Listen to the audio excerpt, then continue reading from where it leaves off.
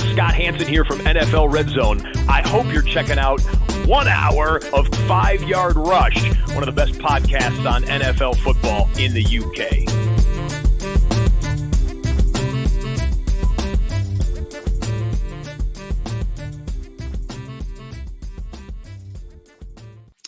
Good morning, Rush Nation. Game 1 of 272 of the regular season is in the books, and the Kansas City Chiefs have survived a late onslaught from the Ravens to win this one 27-20, and it was literally a millimeter that decided the outcome of this game. Isaiah Likely catching a ball with 0-0-0 on the clock, and it was initially ruled a touchdown, but as the replay showed very definitively, he had about a millimeter of his toe on the line. It was ruled incomplete and the game was over. Don't feel the scoreline or the box score really tells the story of the game. I actually thought the Ravens were by far the better team, but also the more disorganized. They had a whole heap of illegal formations and penalties, and they really kind of beat themselves in this game, stalling drives with needless penalties. I think they have 5 or 6 formation penalties in the first half. There was probably about 3 that weren't called as well. There was a whole heap on offense and on defense as well. So there was a lot of issues with the Ravens. They didn't look succinct. They didn't look organized. And I think a lot of people are going to extrapolate some of what happened in this game almost a little bit too far when it comes to some of the fantasy analysis. So I'm going to break down some of the fantasy analysis in this show for this game, because these are 2 teams we want to watch all season. These are 2 teams that have big players drafted early in drafts. And so I think first of all I would say is don't overreact to anything, because that's key. But also, what can we take from this game and try and understand some of the patterns and usage? And the big thing I'd say with the Ravens was they were a bit of a disorganized state on both sides of the ball. Don't forget they've got a new defensive coordinator, new defensive coaching, and they just looked really rusty. Now, this is where preseason is valuable. They would have ironed this out in preseason. They would have, if they played the offensive and defensive lines in preseason for a few series at a time, they would have probably ironed out a lot of these issues, and it would have really helped. And would have helped Lamar Jackson in particular. This offensive line didn't look ready for the season, and Lamar Jackson was punished in the first half for that, and he struggled to get his game going. In the second half, he was absolutely unbelievable as the offensive line finally got some rhythm and timing together. But this is what preseason's for, and this is what annoys me when I see teams just not playing anyone in the preseason, like they're not playing any of their starters. And there's some players you can excuse, right? Especially if they're coming back from injury, you don't want to risk them. 10-year veterans like Mike Evans and Tyreek Hill. Okay, fine. You don't want to play those players. They know what they're doing. They know the route concepts. They know the playbook. They have a relationship with the quarterback. I can kind of get on board with that. Even the quarterbacks, I can kind of get. I roll them out for a series or 2, let them get used to, especially if there's changes on the offensive line, then get used to the changes on the offensive line. But play the offensive line for a number of snaps or a number of drives in the preseason. Let them just sort of work out their kinks, their positioning, their lining. Because there was a lot of mistakes made by the Ravens, and this contributed to their defeat in a big, big way. Looking at the Chiefs, I don't think they're outstanding. I don't think they look good at all. Patrick Mahomes did Patrick Mahomes things, but it was really a lot of mistakes from the Ravens that allowed him to profit. We look at the second Xavier Worthy touchdown, and that's Marlon Humphrey's come up as a spy. There's no deep safety behind him. And then, Mahomes has sort of looked around and gone, oh, I've got Xavier Worthy. He's wide open. He'll just run that straight in. And those are the kind of things that you're going to see some overreaction to Xavier Worthy's performance. I'm going to kind of pour some water on that's not going to happen every week. He benefited from a major mistake. And this is why watching the games is really important. So, we'll get to Xavier Worthy and I'll talk about that in just a minute. But I think the key things to kind of take away from this game is both teams were rusty. I think the Chiefs were professional, but I think they lacked cohesiveness, and I think they lacked they lacked that. They hadn't clicked on offense. The one thing that did click was that relationship between Mahomes and Rice. That really sort of clicked on all cylinders, and that looked phenomenal last night. But I think the Chiefs will get better. I think the Ravens will get a lot better, and I think the Ravens look really good. I think the Ravens looked really, really good last night when they were on it, especially in the second half. I think they looked phenomenal. They were definitely, for me, the better team in this game. but they beat themselves. I don't think the Chiefs beat them. I think the Chiefs were very professional. They did what they had to do. They managed the game well. They managed to lead well, but both teams struggled to establish the run, with the exception of Lamar Jackson. Both teams struggled with big plays until the second half. And then when they started to get their rhythm and go into it, the Ravens just looked the more likely to do damage, pun intended. But we'll get into it. But I think, the key thing I would take away from this game is it's the first game of the season. There was a lot of mistakes, especially on the Ravens side. But there are some things that we can absolutely take away from this. So let's go into the box score first of all. And we'll look purely at the Ravens side first, and then we'll get into the Chiefs. So first of all, you're not going to see Lamar Jackson throw the ball 41 times a game, all that often. So, 41 times, 273 yards, an average of 6.7. There's not much to really read from that other than they were behind for a lot of this game. They were chasing the game. He threw the ball quite considerably. They struggled to establish the run, but they also abandoned the run in the second half. Derrick Henry was scaring the used in the second half, and that was because they were trailing this game quite significantly, and they needed to make plays, and they got something going wide in the flats. And so as a result of that, Derrick Henry was largely ignored for the second half. And I don't think you're going to see the Ravens behind in too many games this season. I don't think you're going to see them chasing games like they were in this game with double-digit deficits all that often. So, I people are going to talk about Derrick Henry and his lack of usage. It purely was game script, and I don't think that game script is going to transpire all that often. So I wouldn't worry about it too much, nor should you read into Lamar Jackson throwing the ball 41 times as something that we're going to see on a consistent basis. I think you'll see him in the low to mid 30s, maybe even the high 20s in games, depending on the outcomes of games. But 41 times is purely on the game script of this game. He did run for 122 yards, and he looked phenomenal running the ball. He was the best player on the field last night and showed why he was the MVP by a country mile, especially on offense. There were some great defensive performances. Especially by McDuffie of the Chiefs. He looked phenomenal. Chris Jones looked phenomenal. There was definitely some strong defensive performances, don't get me wrong. But Roquan Smith, good interception there as well, reading a play. He got beat a few times in the flat, though. But I will say this, that Lamar Jackson on offense looked phenomenal. He looked like he did in the regular season last season. He just picked up right where he left off. He made plays, and he really brought this team to life. He put them on their backs, and he really delivered a MVP caliber performance, and he was really unfortunate to walk away with a W here. And I think part of that was the mistakes of the offensive line, stalling drives in the first half, and then really unlucky with the positioning of Isaiah Likely, because if that's a touchdown, that goes to overtime. If the Ravens get the ball, I think it's game over. I really do. I think they really had something going in that fourth quarter. All the momentum was with them. It was carrying them. There was every chance they win that game in overtime. And they would have been worthy winners had they pulled it off. So, we're talking about a millimeter here that cost them overtime. So, it's a really interesting one, but I think Lamar Jackson was brilliant. I've talked about Derrick Henry, 13 carries for 46 yards. That's an average of 3.5 yards per carry and a touchdown. He did also, there were a couple of times in the flat where he was targeted, 2 targets for 0 catches. That relationship with Lamar just not there yet. They were just off a step both times, ball sailing once behind and once in front. That happens, right? First game of the season. So I'm not worried about Derrick Henry's usage. The game dictated his usage quite significantly. We saw Zay Flowers with a couple of carries. We saw Justice Hill with just the 1 carry. But what we did see from Justice Hill, and this is going to tie into Isaiah Likely, was this usage in the flat. Now, it seems to me with Todd Monken, they want to play a spread offense. They want to get players out wide in the flat, and they're going to use Isaiah Likely. And maybe they transition to Mark Andrews as well. We don't know what that situation is entirely, sort of behind closed doors. But Justice Hill is going to get a lot of that work. So if you look at the pass charts of Isaiah Likely and let's put it up. Let's go through it and show you. So I'll show you first of all.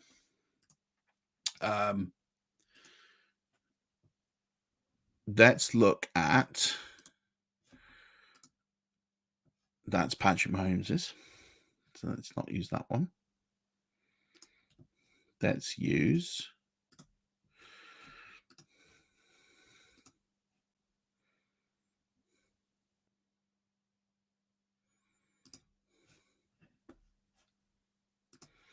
This one. Let's pulled up the wrong one again.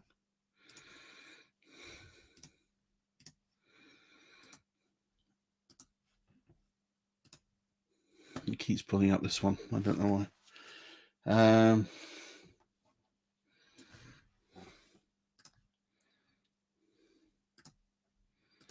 Okay, this is terrible audio. I do apologize big time. This is the one I want to share. Let's see if that... Yeah, there we go.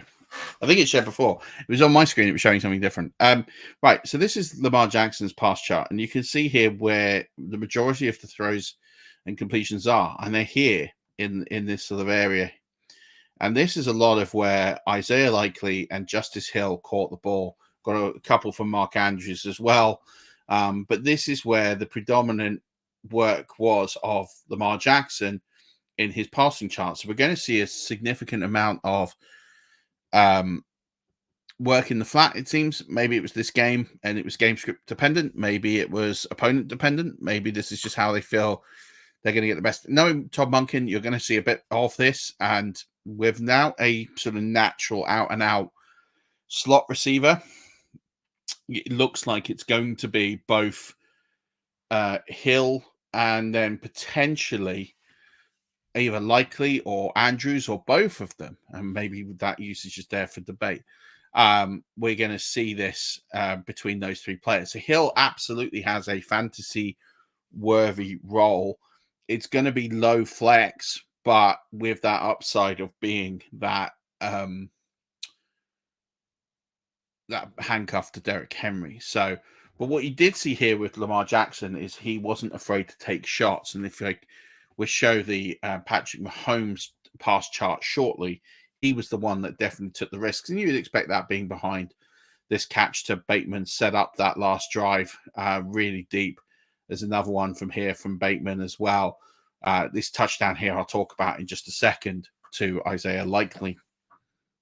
So you're going to see here Hill, Likely, and then Andrews come into play here quite significantly. And one of the stories of last night was this was the story of Isaiah Likely versus Mark Andrews. And you know, I don't want to hit the panic button just yet. I think it'd be really easy to do, right? It'd be really easy to hit the panic button on this, and I can definitely see instances where this is going to happen. But this is the Isaiah Likely chart, and so he went all over. These sort of dark gray routes here are incomplete routes. So these where he was running as decoy, or he sort of abandoned them because the ball was already released.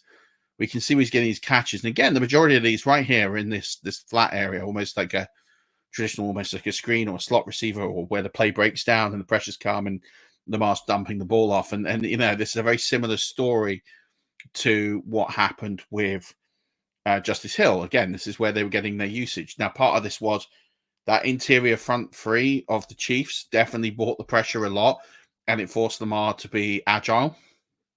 But also there were times he couldn't escape, and so therefore he would then, if he did escape, he'd run up here, up the middle, or if he couldn't escape, he would be putting the ball here out wide. And this appeared to be a designed tactic to counter that front three of the Chiefs. So this touchdown to Likely, you know, you look at his stat line, it's and it is a remarkable stat line. You know, 12 targets, 9 receptions, 111 yards, and 1 TD. The one thing I will say is this is glossed by the TD. I mean, listen, you've got 9 catches. It's significant. I'm not blowing it under the bus. But this TD to Isaiah Likely, Lamar Jackson is, and we've seen it on his passing chart, has run out here. He's on the run. And Isaiah Likely does really well to come back and create space. And then he comes back, creates space, and then he beats his man, gets to the outside, and runs in the touchdown. He actually takes a cut in towards the end and scores his touchdown. Now, it was a broken down play. It wasn't a designed run. It wasn't a designed passing play. It was an on-the-fly improvisation. And credit to both players. You know, they're both very talented players, and they did very, very well. A lot of this was at the feet of Lamar Jackson, who just bought enough time, and allowed someone to get open. And of Isaiah Likely beating two men and making it work. But my point is, this went for nearly 50 yards. So this was a 49-yard touchdown, which is almost half of Likely's yards and his touchdown. If this play doesn't happen, and again, I know ifs, ands, or maybes, but Isaiah Likely's stat line is significantly different. He's 8 of 60, effectively. 8 for 62, no touchdown. And this doesn't become as much of a story. It's, okay, he got more catches and more targets. And then obviously as well, on the flip side of this, he was very unlucky not to score the game-winning touchdown. So I get that. And there is definitely going to be the story of he was one of the guys that was heavily targeted. He was the most heavily targeted person in this game. But he obviously was the one that Lamar Jackson fancied to get in to make plays. And he was making really, really, really good plays in this game. Don't get me wrong. And he was definitely the one to trust. Mark Andrews didn't really get the same love. 2 targets. He caught them both for 14 yards. I'm sure we'll probably hear a bit more. I would say that Isaiah Likely definitely, if he's available in your league, becomes a waiver wire ad. But don't expect this kind of stat line. In fact, expect some regression back, because this play here makes up a huge chunk of his yards. And it was one that was just very much, I don't want to say luck, but it's not one that's planned. So when you take out that really big volume play, it's a fairly ordinary stat line that's based heavy on volume.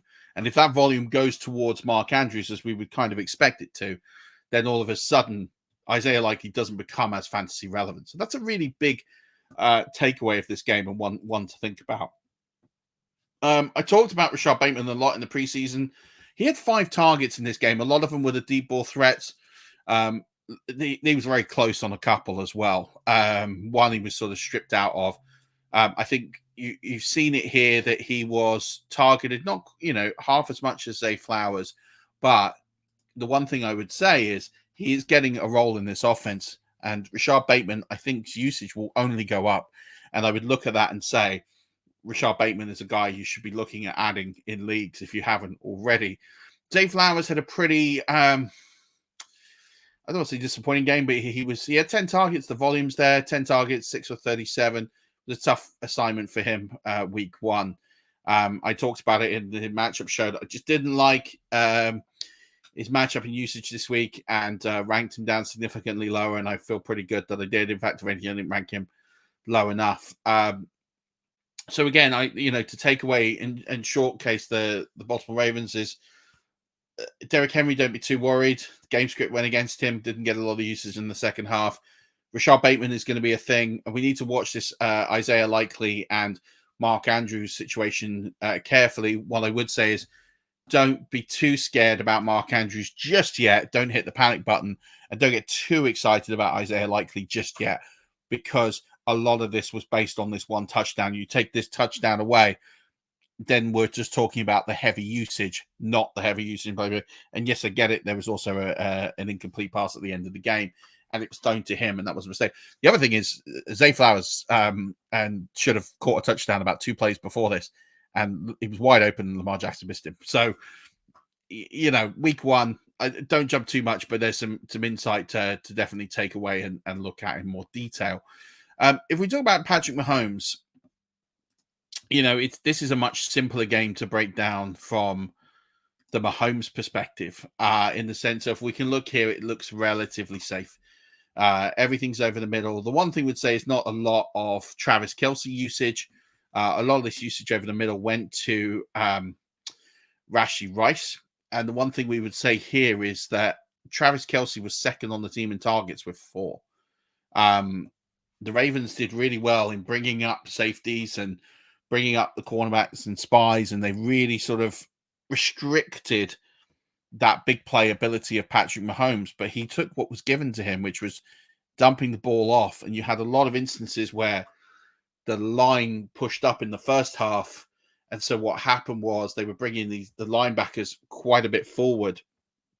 And then in the second half, what was happening was Patrick Mahomes was delaying 1 or 2 extra seconds and allowing Rashee Rice to go round the linebackers. And then all of a sudden, he's sort of in This is like one of these examples here. And there's another one here. These two here appear to be Rashee Rice catches where the linebackers have moved up, and then all of a sudden you've got this instance where he's behind and then he can make a gain.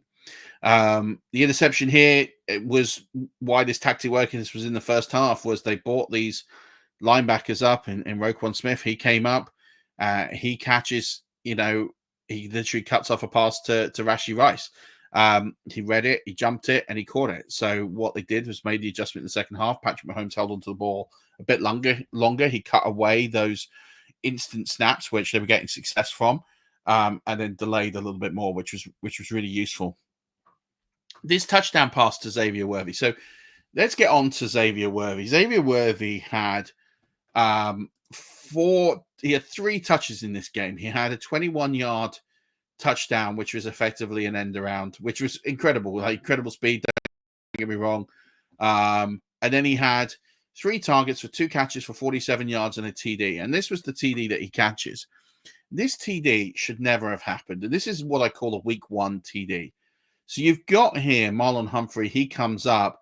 He thinks there's a deep safety behind him. There isn't. And what happens is Patrick Mahomes goes, thank you very much. He throws the ball. Xavier Worthy is in 5 yards of space in all directions. There's no one behind him, and he just sits there and runs. There's literally no one to cover him, and he walks it in. And it is a really simple, basic touchdown of all levels. And John Harbaugh will be absolutely livid that they've given this touchdown up, because this TD should never happen. It should never happen at this level, and that's week 1 rustiness. And again, this is Ravens beating Ravens. This was really basic stuff. A lack of communication across the board in week 1 really cost them, because this turned out to be the winning touchdown. This was the difference between the two teams at the end of the game, and this touchdown should never have happened, especially with the players they have on the field. Marlon Humphrey thought someone was behind, someone wasn't behind, and then this happens. This is a really basic error. So a lot of the plaudits are going to go to Xavier Worthy. I'm going to pour water on this and say this TD should never have happened. And the volume's not there to sustain it. So, like, if you're going to start Xavier Worthy next week in a redraft league, then just be prepared for the results. He is a high upside player, and they said this in the matchup show, but I had him ranked outside the top 50 for a reason. And I didn't believe he was going to get a lot of volume. I thought it would go to Rice. I had Rice up there. It's sort of wide receiver 6, wide receiver 7, because I felt he was going to get a lot of the ball. Now, I also felt that Travis Kelce was going to get a lot of ball. That didn't happen.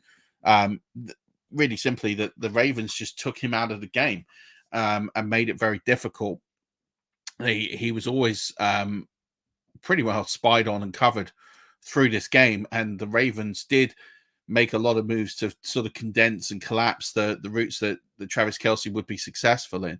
But then you saw other guys step up. Rice was an example. Noah Gray got some over the middle. He caught all 3 of his targets for 37. Justin Watson caught 1 over the middle for 25. And these are, and I think Smarty P. Ryan got 1 for 10 yards as well.